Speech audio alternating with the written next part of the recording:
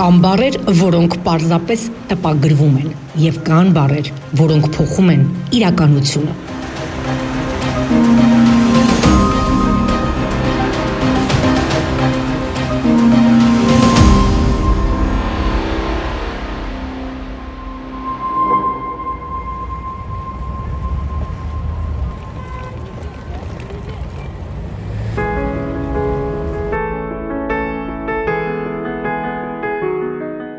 Տասնհինգ տարի առաջ ծնվեց մի օրաթերթ, որը որոշեց ոչ միայն գրել, այլ պահանջել պատասխան։ Սա պատմություն է այն մասին, թե ինչպես է խոսքը ուժ դարձել։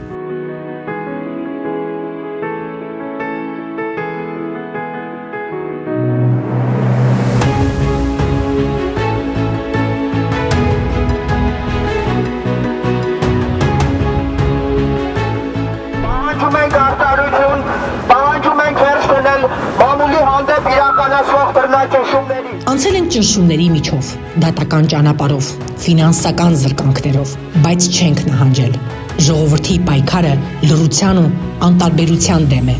Մենք ցույց չենք տա, որ փող ունեցող մարդը թելադրի իշխի երկրում։ Կարծում եմ, որ այս քայլով դատարանը ըստ էության փորձ է անում զսպաշապի կապցնել մամուլին։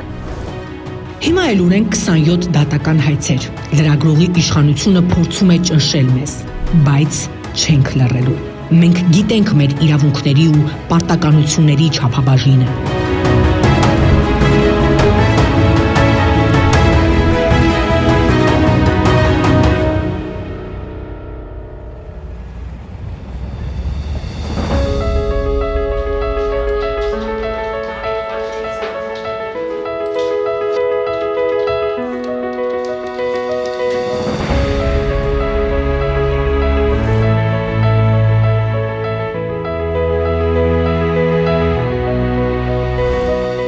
Տասնհինգ տարի, հազարավոր պատմություններ, վերականգնված իրավունքներ, լուծված հարցեր։ 2012 թվականին գրել էինք, որ 67-ամյա թոշակառու Սուսաննա Նավասարդյանը լոտո էր շահել, որից հետո սոցծառայությունից կանչել եւ տեղեկացրել էին, որ զրկված է նպաստից, քանի որ լրացուցիչ եկամուտ ունի։ Ժողովրդի շնորհիվ տիկնոջ նպաստը վերականգնեցին։ 2013 թվականին մեզ էր դիմել Նունե Մկրտչյանը, բողոքելով, որ 4 տարի է Հայաստանի Հանրապետության վերաքննիչ դատարանի դատավոր Այդա Հովհաննիսյանը խաբում ու չի վերադարձնում 9000 ԱՄՆ դոլարի իր պարտքը։ Հետաքննության պարզեցինք, որ նա միակ տուժածը չէր եւ մեր հրապարակումից հետո Հայաստանի Հանրապետության վճռաբեկ դատանի նախագահը միջնորդեց քննել դատավորի վարքը։ Դատավորի լիազորությունները դադարեցվեցին։ 2016 թվականին Շաքիի ջրվեժը անհետացման եզրին է վերնագրով հոդվածում ահազանգել էինք, որ նման անխնա ջրօգտագործման դեպքում ջրվեժի գոյությունը կարող է վտանգվել։ Հրապարակումից հետո նախարարի հանձնարարությամբ ստեղծվեց հանձնաժողով, ուսումնասիրվեցին ընկերության թույլտվության պայմանները։ Ջրօգտագործման նոր չափորոշիչներ սահմանվեցին։ 2016 թվականին ոստիկանության Գորիսի բաժնի պետ Գևորգ Ազիզյանը հյուրանոցի բակում ծեծել էր իր տեղակալ Մուշեղ Գևորգյանի եղբորը, ապատարել ոստիկանություն եւ գործ հարուցել նրա նկատմամբ։ Ժողովրդի բացահայտումից հետո ոստիկանապետ Ազիզյանն ազատվեց պաշտոնից։ Փոխգնդապետի կալանավորված եղբոր դեմ հարուցված քրեական գործը կարճվեց եւ նա ազատ արձակվեց։ 2017 թվականին բացահայտել էին, որ Հայաստանի Հանրապետության Պաշտպանության նախարարությունը պայմանագիր է կնքել Արաքս թշնաֆաբրիկայի հետ 1 ձվի դիմաց 53 դրամ վճարելու պայմանով։ Մինչդեռ պարզել էինք, որ այլ ֆաբրիկաներ առաջարկել էին ձուն մատակարարել ինքնաժեքով 40-45 դրամով։ Փոխնախարար Մովսես Հակոբյանը տեղեկացրեց, որ մեր հրապարակումից հետո նոր պայմանագիր է կնքվել։ Նոր գին է սահմանվել 41 եւ 45 դրամ, նախկին 53-ի փոխարեն։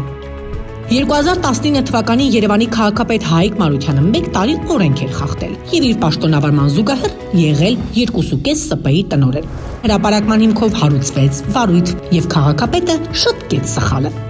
2019 թվականին Գյումրու Թշնունանտուն մանկատանը ուղարկվել էր սնունդ եւ հիգիենիկ պարագաներ, սակայն ղեկավարությունը որևէ բան չէր տվել սաներին։ Ժողովուրդ օրաթերթն այցելեց մանկատուն։ Հրապարակումից հետո երեխաների հասանելիքը բաժանվեց։ 2020 թվականին ժողովուրդ օրաթերթը գրեց, որ առողջապահության նախարար Արսեն Թորոսյանի հրամանով ինֆեկցիոն հիվանդանոցին տրվել է հավելյալ 71.8 միլիոն դրամ դժվարամատչելի ախտորոշիչ հետազոտությունների նպատակով։ Սակայն ծառայություններ չեն մատուցվել եւ արմետ համակարգ չէր մուտքագրվել այդ ծավալով։ Մեր բացահայտումը կցված է COVID-19 քրեական գործին։ Մինչ օրս հակակոռուպցիոն կոմիտեն քննում է գործը։ Կյանքը ճաղերի ետևում։ Արմնուլ լրատվականը 2025 թվականին հրապարակեց զրույց Պերուի քաղաքացի Մարիա Ալվարադո Ֆլորեսի հետ։ Նա 1.5 կիլոգրամ կոկաին էր տեղափոխել Հայաստան եւ 10 տարի կանանց բանտում է։ Մեր միջոցով խնդրում էր թույլ տալ վերադառնալ իր հայրենիք։ 2025 թվականի դեկտեմբերից Հայաստանի Հանրապետության Արդարադատության նախարարը Պերուհուն հայրենիք արտահանձնելու գործընթաց է սկսել։ Սա ժողովրդի աշխատանքի վայրկյանաչափն էր։ Ժողովուրդ օրաթերթը պարզապես լրատվամիջոց չէ, այլ իրապես չորրորդ իշխանություն։